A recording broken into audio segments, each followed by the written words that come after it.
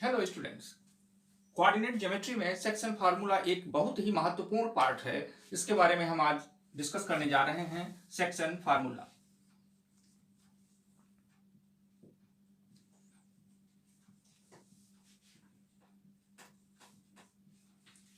Two types, दो प्रकार के होते हैं। फर्स्ट है इंटरनल सेक्शन फार्मूला,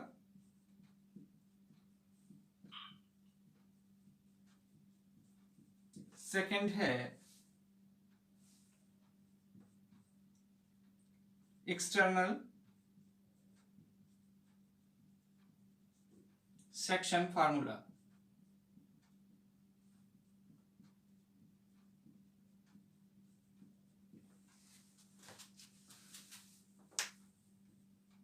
अंतः विभाजन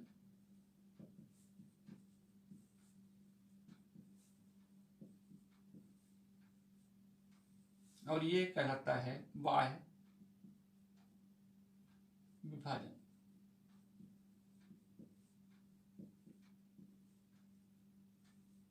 अब हम एक एक के बारे में आपको समझाते हैं कि ये क्या है। अब पहले इंटरनल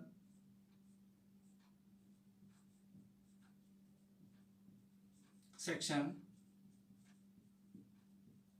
फार्मूला है क्या, बहुत ही इंपॉर्टेंट पार्ट है। A B x1 y1 x2 y2। Suppose that एक रेखाखंड है जिसके दो बिंदु हैं ए और बी, जिसके निर्देशांक है x1 और y1, x2 और y2। कोई एक बिंदु P जिसके निर्देशांक हम मान लेते हैं कि x और y हैं। इस रेखाखंड को m up to n ratio में इंटरनली डिवाइड करता है, अंतः विभाजित करता है। तो ये इस P बिंदु का निर्देशांक हमको ज्ञात करना है। वो क्या होगा, उसको हम किस सूत्र या फार्मूले से ज्ञात करेंगे, उसको निकालने की क्या विधि है, उसके लिए इस फार्मूले का हम प्रयोग करते हैं। वो है m इस रेशियो से इसके भुज को, इसके एब्सिसा को mx2 plus cross nx1 upon m plus n m, second पे ऑर्डिनेट को लिखा जाता है m y2 plus n y1 divided by m plus n। यह हो गया आपका इंटरनल सेक्शन फार्मूला, अंतः विभाजन सूत्र। किसी रेखाखंड को कोई बिंदु P दो अनुपातों m और n में अंतः विभाजित करता है, तो उस अंतः विभाजन बिंदु P के निर्देशांक होंगे। आपको इस सूत्र से, इस फार्मूले से आप उसको निकाल सकते हैं। बाह्य विभाजन में एक्सटर्नल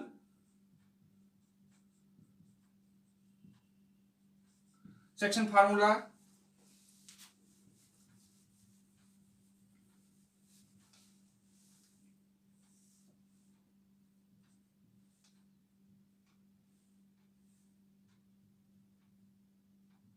बाहर कहीं किसी बिंदु पर वो बाह्यता विभाजित करता है m up to n ratio.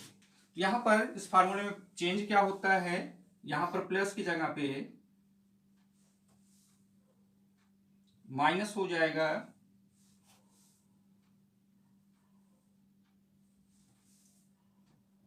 ये आपका एक्सटर्नल सेक्शन फार्मूला हो गया, जो m और n अनुपात में बिंदु P, पॉइंट P आपको एक्सटर्नली बाह्य विभाजित कर रहा है इस रेखाखंड को।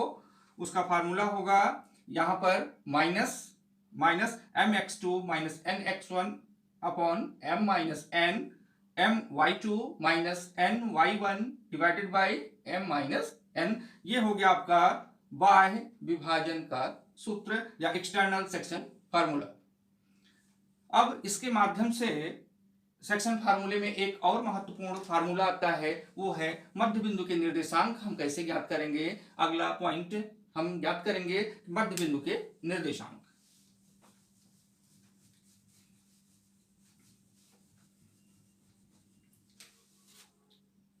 मध्य बिंदु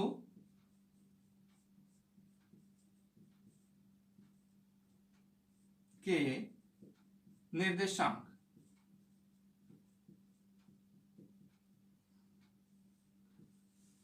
मिड पॉइंट कोऑर्डिनेट हमको निकालना है। मिड पॉइंट का मतलब होता है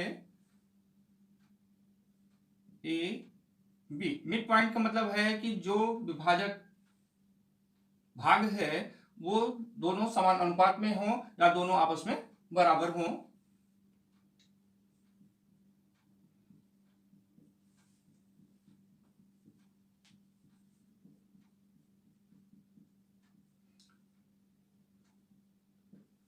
यहां पर हम इसको मान लेते हैं कि जो दोनों रेशियो हैं, जो पहले फार्मूले में हमने बताया था कि m और n रेशियो में है, यहां पर हम दोनों रेशियो को आपस में बराबर मान लेते हैं।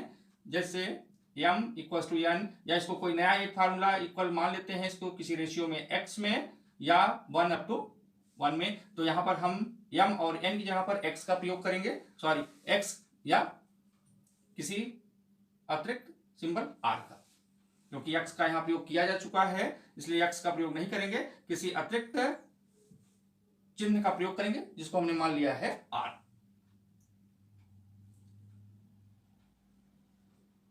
अब हम इसका कोऑर्डिनेट क्या होगा मध्य बिंदु का, x y